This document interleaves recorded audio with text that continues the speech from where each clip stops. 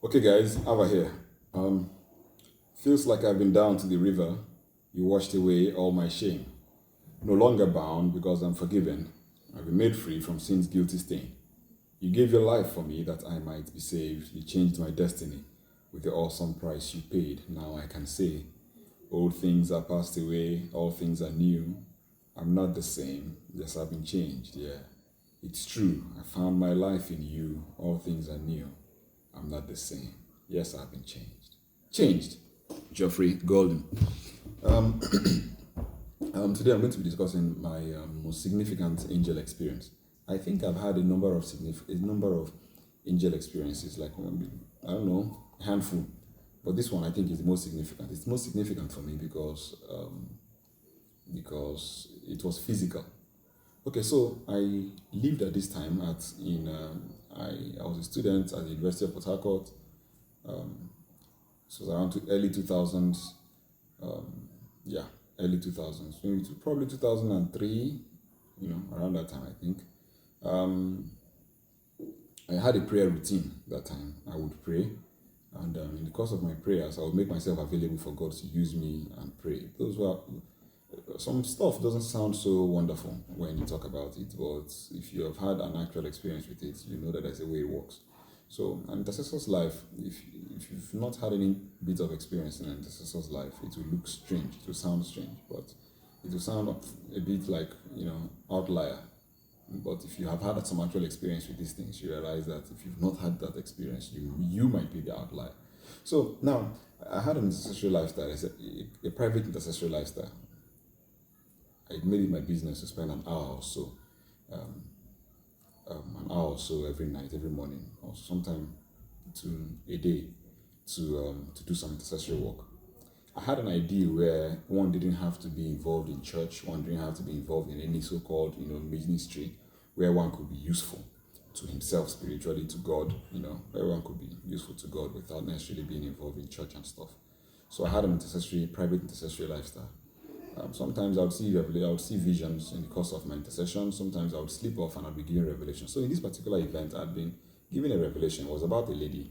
I had a dream. In the dream, I understood some dreams are unusual. They're unusual. So this was one of those dreams. I've been given the details of somebody's life, a girl's life, and I wasn't given the full picture, but I felt I was led to go ahead and pray about her. So somehow, because of school and schoolwork, I didn't do anything about it. Days passed, nothing. Weeks passed, nothing. I got in touch with a friend of mine, Engineer Angomadu, and so we talked about it. He was also a fellow believer, and he said, "Oh, recently he had also had a dream like that." And oh no, actually, he met me and told me he came to meet me and said, "See, he has some unusual dreams, and he thinks I may be helpful in giving him what do I think these dreams mean." And when he told me his dream, I found out that it was almost identical to mine. I told him I had a similar dream actually, and it was an intercessory dream, and it was something I needed to pray about, and I understand it to be almost identical. It means this person is somebody you need to pray about, and somehow the person's matter is urgent and important to God, and somebody will need to take it up spiritually, So, so we said, okay, we fixed a time, we're going to pray about it. We didn't. Time passed, we didn't. School works, different reasons. One night I went to his room, he was upstairs. I went to his room, Nelson Mandela A101, University of Port Harcourt, Abuja Park. So I went to his room and I told him, "See, guy, it's around 11. I'm going 11 now to go and pray this prayer. We have to fix this. This stuff can't keep on hanging over my neck. Let's just go do some prayers about this stuff and know it's off. So you can face God and tell God you're serious about when you talk to him about stuff, if he's real. He said, "Okay, truth is right now, not a good time for him. Let's fix it some other time. If I want to go ahead, I can go ahead." I said, "Okay, I'll go ahead." So I went ahead. But along the way, a new thought started coming into my head, like, you're probably going to wake up around 4. And if it's 11 now. If you start praying now, who knows if it will extend and then to now damage your 4 o'clock prayer. So why not combine it with your 4 o'clock prayers? When you wake up by 4, you do your normal stuff and then integrate it with this one and boom, good deal. That way you can read, you've read, you sleep, you wake up, you pray, and all is well. Instead of you pray, sleep a little, pray, and then you've not slept, and then in the day you're feeling sleepy, you can't read, you can't do anything. And I thought, oh, that makes a lot of sense. And I said, okay. So I slept off. Around 4 o'clock, I woke up. My body felt heavy, extremely heavy, and the alarm was on, and I just got up, put the alarm off, bam, And the thought in my head then was, God will understand. Even if I go to the field, I'll be useless in the field like this. Totally useless. God will understand. And I went back to sleep. Around 5 maybe, I saw somebody walking through the cubicle and tap me. Pop, pop. Now the cubicle was open. And strangely, it wasn't normally open. You'd lock your cubicle before you slept, or you zip down anyway. So the cubicle was open. The guy woke up, passed through the cubicle, tapped me, pop, pop. And I didn't actually see lips move or stuff like that, but he spoke to me. He said, "Get up." And I found myself sitting up, following him.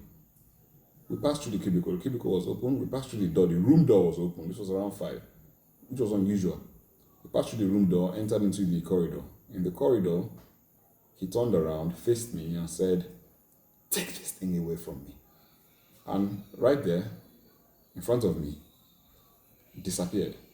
As in, right there, in front of me, disappeared.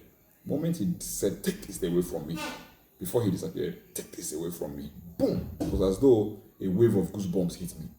"Take this thing away from me. Take this thing away from me." Boom! A wave of goosebumps hit me. And while I was there, he disappeared. It was then I realized I was talking to an angel. Before that time, it wasn't as though I wasn't really, it was as though I wasn't fully, the way I was obeying him, I was kind of like, just obeying, and next thing, boom, take this away from me. And that was it. So that's it. That's my, it's supposed to be 4 minutes, but 6 minutes have gone. So that's my 6-minute angel experience. That was my most significant angel experience. Hopefully we can get to talk about some other ones. But I think we should go back talking about practice and Nation of Rain in the subsequent videos. Thank you guys.